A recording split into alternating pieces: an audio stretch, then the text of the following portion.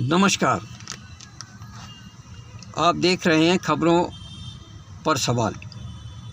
आज हम बात करने वाले हैं देश के उस युवा नेता की, उस धुरंधर नेता की, जिस एकमात्र नेता से दुनिया की सबसे बड़ी पार्टी के सबसे बड़े नेता, देश के प्रधानमंत्री नरेंद्र मोदी, देश के गृह मंत्री अमित शाह से लेकर लोकसभा के स्पीकर ओम बिरला तक डरते हैं।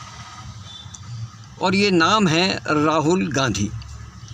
राहुल गांधी देश की लोकसभा में नेता प्रतिपक्ष हैं और कांग्रेस पार्टी के पूर्व राष्ट्रीय अध्यक्ष हैं। राहुल गांधी का प्रयागराज दौरा निश्चित ही भारतीय जनता पार्टी के लिए चिंता का सबब बन गया है।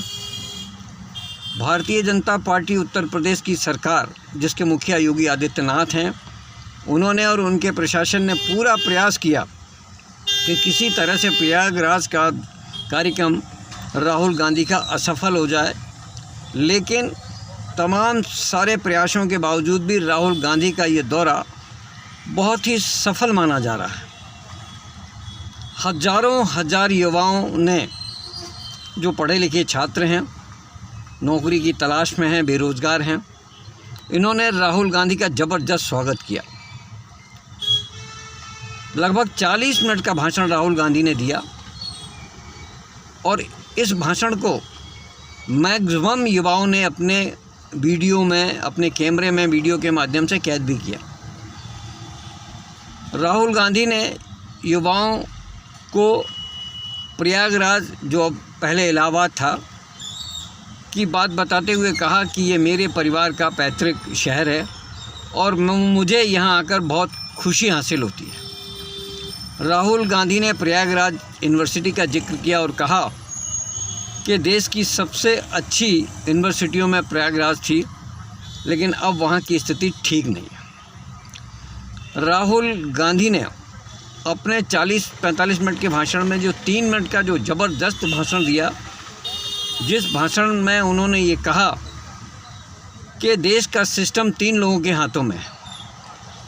अर्थ का पूरा मामला प्रधानमंत्री के करीबी मित्र अडानी के हाथों में है, अंबानी के हाथों में है, तो वहीं देश की राजनीति और प्रशासनिक क्षमता, प्रशासनिक पकड़, प्रशासनिक सिस्टम ये प्रधानमंत्री नरेंद्र मोदी, अमित शाह के हाथों में है। तो वहाँ तीसरा सिस्टम जो उन्होंने बताया, उसे उन्होंने आरएसएस को कटघरे में खड़ा किया।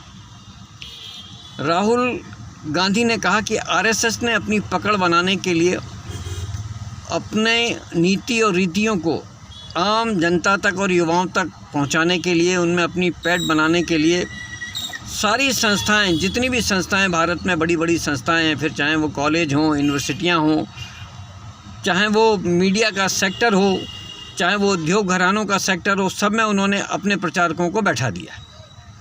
और ये प्रचारक वही काम कर रहे हैं जो आरएसएस प्रमुख कहते हैं। यानी पहला अवसर था जब राहुल गांधी ने आरएसएस पर इस तरह के तीखे आरोप लगाए, और इन आरोपों को लगाते हुए राहुल गांधी ने युवाओं से सतर्क रहने को कहा। राहुल गांधी ने अपने भाषण में कहा कि जो काम आपके माता पिता नहीं कर सके, जो अंधेरा वो दूर नहीं कर सके, उसे दूर करने का प्रयास आप लोगों ने किया है। राहुल गांधी के भाषण को बहुत आत्मीयता से सुना गया। राहुल गांधी के इस कार्यक्रम के बाद उत्तर प्रदेश की भाजपा, उत्तर प्रदेश के मुख्यमंत्री से लेकर दिल्ली दरबार में हड़कंप है। सभी चिंतित और परेशान हैं। जिस तरह से राहुल गांधी को समर्थन मिल रहा है, सपोर्ट मिल रहा है, वो भाजपा के लिए चिंता का विषय है। राहुल गांधी के इस कार्यक्रम के बाद अब तमाम सारी खबरें जो चल रही हैं, उन पर सवाल भी उठ रहे हैं। लोग मंथन और चिंतन कर रहे हैं, तरह तरह की बातें कर रहे हैं। तो खबरों पर सवाल उठना लाजमी है।